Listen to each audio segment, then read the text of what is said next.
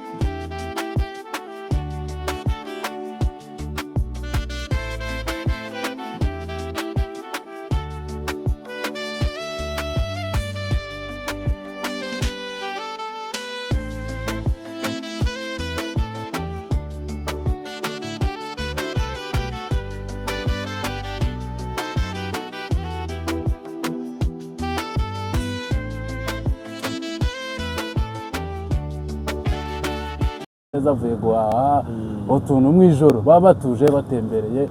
So thank you very much. Thank you so much. Yeah, This is Kigali Rwanda #1 Africa. Yeah.